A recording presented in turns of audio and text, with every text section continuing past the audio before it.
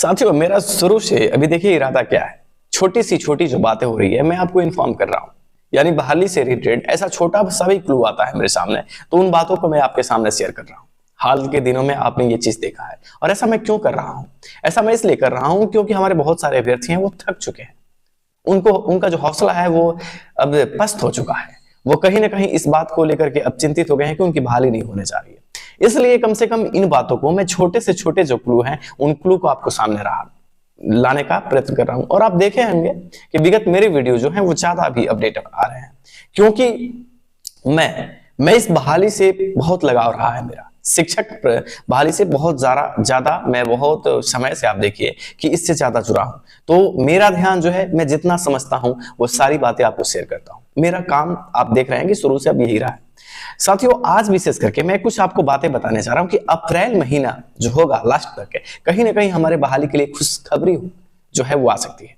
हालांकि ऐसे न्यूज आपने बहुत बार सुना होगा और अगर मैं ऐसी बातें कह रहा हूं तो आप अब समझने की कोशिश कीजिए। दरअसल इस महीने के लास्ट में हो सकता है कि हमारी नियमावली जो है वो सरकार जो है सिर्फ नियमावली ही नहीं बहाली के प्रावधान को अगले महीने से शुरू कर दे। यानी इस महीने हो सकता है कि नियमावली जारी कर दे या नहीं भी करती है तो मई जून लास्टली सरकार जो है वो बहाली को शुरू करना चाह रही है। और ऐसा उम्मीद इसलिए है, मेरा कोई भी वक्तव्य जब मैं बहाली से रिलेटेड आपके सामने रखता हूं तो बिना तर्क के नहीं रखता।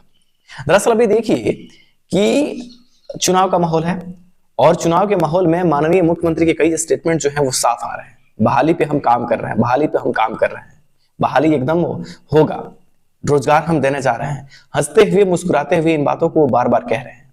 बीजेपी ने डायरेक्ट विपक्षी पार्टी ने इन पे प्रहार किया कि आप बहाली कीजिए। तो ये सिचुएशन ऐसा बन गया है और वैसे भी सरकार के पास अब कोई चारा नहीं है। माननीय मुख्यमंत्री के पास दूसरा कोई चारा नहीं है कि वो बहाली ना शुरू करे। तो क्योंकि चुनाव है, चुनाव से पहले और ये पूरा प्रोपेगेंडा जो बनाया गया है वो चुनाव को लेकर के ही बनाया गया है। तो अप्रैल महीना हो सकता है कि लास्ट तक मई में हमारे प्रावधान जो है वो बहाली के शुरू हो जाए। नहीं भी होते तो जून तक ये संभावनाएं जताई जा रही है कि जो है वो पटल पे आ जाए। और ऐसा सिर्फ मैं नहीं कह रहा हूं क्योंकि मेरे बात जो होते हैं एक ही इंसान के बात जब आप बार बार सुनते हैं तो आप इरिटेट भी होते हैं और आपको लगता है कि ये बातें निराधार भी हो सकती है। लेकिन क्या कीजिएगा, चुनावी दाव पेच में ऐसे खेल होते हैं कि आज कुछ और कल कुछ और, मतलब ये सिचुएशन जो है वो बदलते रहते हैं। लेकिन आपके स्क्रीन पे भी जो चीजें दिख रही हैं इन चीजों को देखिए।